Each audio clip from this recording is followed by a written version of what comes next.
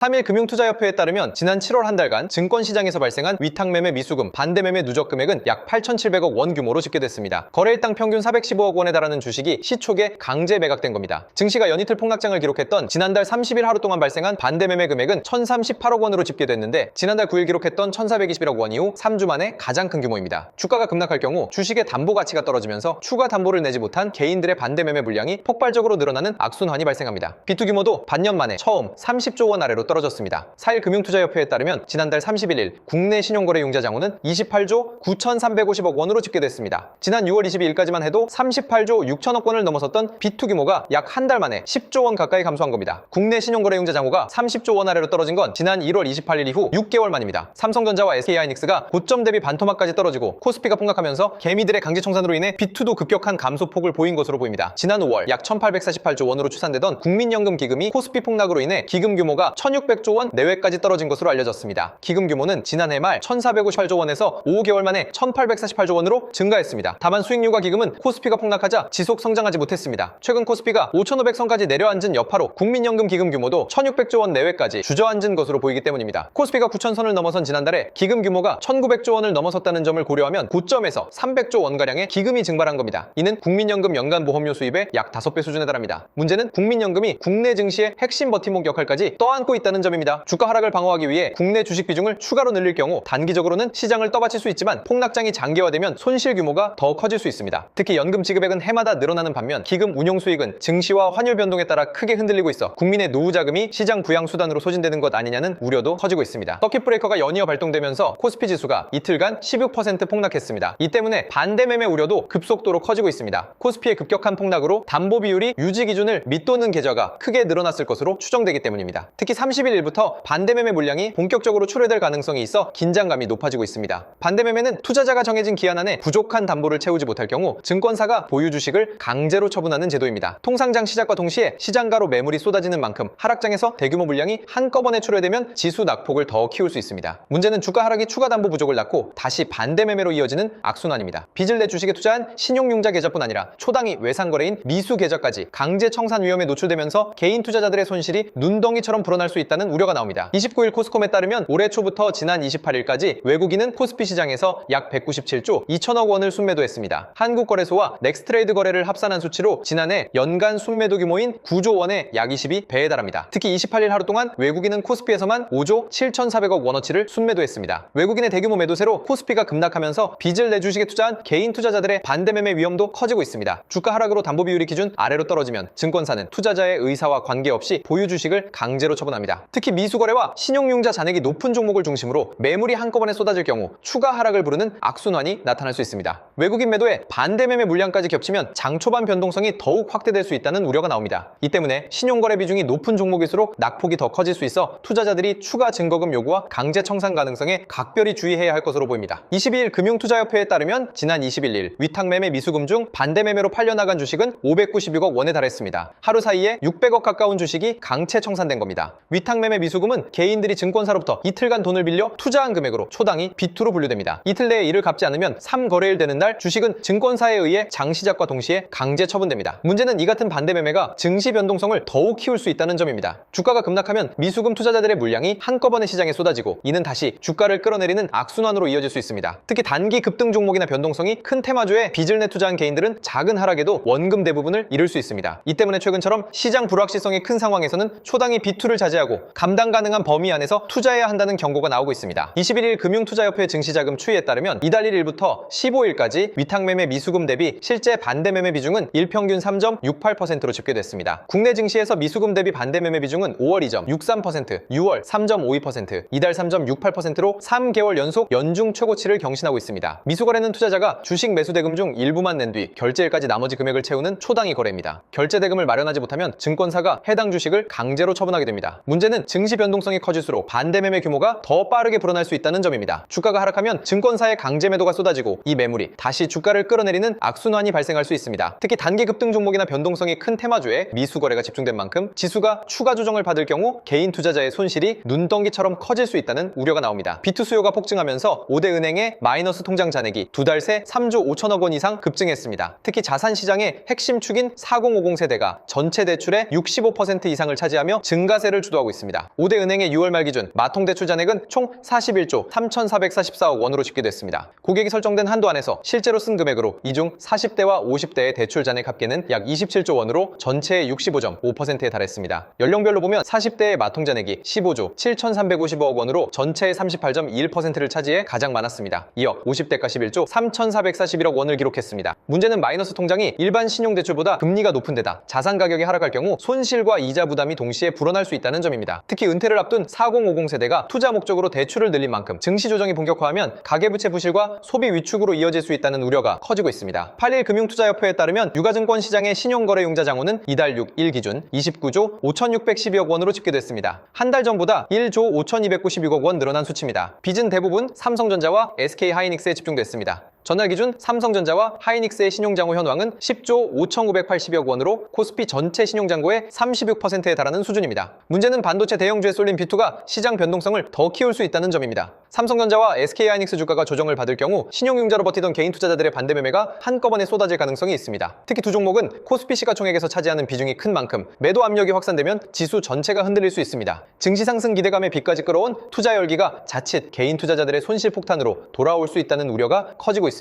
5일 금융투자협회에 따르면 올해 2분기 신용거래융자 잔액과 예탁증권담보융자를 합산한 일평균 B2 규모는 61조 9,084억 원으로 집계되며 역대 최고 수준을 기록했습니다. 신용거래융자 잔액은 일평균 35조 9,418억 원으로 지난 1분기보다 4조 9,292억 원 증가했습니다. 주식을 담보로 한 예탁증권담보융자는 일평균 25조 9,666억 원으로 나타났습니다. 문제는 주가가 조금만 흔들려도 담보가치 하락으로 반대 매매가 급증할 수 있다는 점입니다. 증권사는 담보 비율이 일정 수준 아래로 떨어지면 투자자 의사와 관계없이 보유 주식을 강제로 처분할 수 있습니다. 빚으로 버틴 매수세가 시장 하락 국면에서는 오히려 매도 폭탄으로 바뀌며 낙폭을 키우는 악순환이 벌어질 수 있습니다. 여기에 금리 부담까지 겹치면 개인 투자자의 버티기 여력은 더 약해질 수밖에 없습니다. 특히 외국인 매도세나 환율 급등 같은 충격이 겹칠 경우 B2 물량이 한꺼번에 청산되며 시장 변동성이 급격히 확대될 수 있다는 우려가 커지고 있습니다. 지난 25일 기준 5대 은행의 개인 마이너스 통장 잔액은 43조 3,363억 원으로 집계됐습니다. 역대 월말 잔액 기준으로는 2022년 10월 말 이후 3년 8개월 만에 최대 규모입니다. 은행권은 B2 확산을 막기 위해 신용대출 한도를 축소하거나 비대면 대출 접수를 제한하는 등의 관리에 나서고 있지만 다만 이미 개설된 마이너스 통장은 필요할 때 사용할 수 있어 규제 효과는 제한적일 것으로 보입니다. 문제는 증시 변동성이 커질 경우입니다. 마이너스 통장으로 주식 투자에 나선 차주들은 주가 하락과 대출이자 부담을 동시에 떠안을 수 있습니다. 특히 고금리 신용대출은 원리금 상환 부담이 빠르게 불어나 손실을 만회하려는 추가 대출로 이어질 가능성도 큽니다. 금융권에서는 빚투자금이 특정 종목에 과도하게 몰린 상황에서 급락장이 발생하면 반대 매매와 개인 투자자들의 연쇄 손실이 확대될 수 있다고 우려합니다. 가계대출 관리가 늦어질수록 금융시장 불안과 취약 차주의 부실 위험도 함께 커질 수 있다는 지적입니다. 24일 한국은행이 발간한 2026년 상반기 금융안정보고서에 따르면 5월 말 기준 신용융자 신용미수 잔액은 39조 4천억 원으로 1년 전보다 약 N배 가까이 폭증했습니다. 신용융자의 신용미수는 증권사 돈을 빌려 주식을 사는 레버리지 거래입니다. 문제는 최근 증시 변동성이 커진 상황에서 이 같은 B2 규모가 시장의 추가 하락을 증폭시킬 수 있다는 점입니다. 주가가 일정 수준 아래로 떨어지면 증권사는 담보 비율을 맞추기 위해 투자자에게 추가 자금을 요구하고 이를 충족하지 못할 경우 보유 주식을 강제로 처분하는 반대 매매에 나섭니다. 반대 매매 물량이 한꺼번에 쏟아지면 주가가 더 하락하고 다시 강제 청산이 늘어나는 악순환이 발생할 수 있습니다. 특히 외국인과 기관의 매도세까지 겹칠 경우 개인 투자자들의 손실은 더욱 빠르게 불어날 수 있습니다. 시장에서는 증시 급락이 이어질 경우 B2 투자자들의 연쇄 손실이 금융시장 전반의 불안으로 번질 수 있다는 우려가 커지고 있습니다. 카드론 잔액이 43조 원을 돌파하며 사상 최대치를 기록했습니다. 5월 가정의 달을 맞아 자금 수요가 늘어나고 은행권 대출 문턱이 높아진 영향으로 보입니다. 22일 여신금융협회에 따르면 9개 신용카드사의 5월 말 카드론 잔액은 43조 2,534억 원으로 전월 말 대비 2,704억 원 증가했습니다. 카드론을 상환하지 못해 다시 대출을 실행하는 대환대출 잔액은 1조 6,559억 원으로 전월 대비 576억 원 증가했습니다. 결제 대금을 다음 달로 넘기는 결제성 리볼빙 2월 잔액도 6조 7,999억 원으로 전월 대비 934억 원 증가했습니다. 문제는 카드론과 리볼빙이 일반 은행 대출보다 금리가 높아 취약 차주의 상환 부담을 빠르게 키울 수 있다는 점입니다. 특히 대환대출 증가는 기존 빚을 갚기 위해 또 다른 빚을 내는 이른바 돌려막기가 확산하고 있다는 신호로 해석됩니다. 고금리 상황이 장기화하고 경기 둔화로 소득 여건까지 악화할 경우 카드 대금 연체가 급증하면서 가계부채 부실이 금융권 전반으로 번질 수 있다는 우려가 나옵니다. 14일 금융권에 따르면 5대 은행의 주담대 고정금리 상단은 최근 연칠점 5% 안팎까지 상승했습니다. 지난달 말 최고금리는 7.1% 수준이었지만 2주 사이 약 0.4%포인트 가까이 오른 겁니다. 1년 만기 신용대출 금리도 상단이 연 6%를 돌파했습니다. 이 때문에 시장에선 주담대 8%, 신용대출 7% 금리 시대가 현실화할 수 있다는 우려가 나옵니다. 대출 금리를 끌어올리는 직접적인 요인은 채권 금리 상승입니다. 고정형 주담대 금리의 기준이 되는 은행채 5연물 금리가 오르면서 은행의 자금 조달 비용이 상승했습니다. 문제는 기준금리가 오르기도 전에 시장금리가 먼저 뛰면서 대출자들의 부담이 빠르게 커지고 있다는 점입니다. 주담대 금리가 8%에 근접하면 수억 원을 빌린 차주의 연간 이자 부담은 수백만 원씩 늘어날 수 있습니다. 여기에 신용대출 금리까지 동반 상승하면 영끌 B2 차주들의 상환 여력이 급격히 악화하고 연체 증가와 급매물 출회로 부동산과 주식시장에도 충격이 번질 수 있다는 우려가 나옵니다.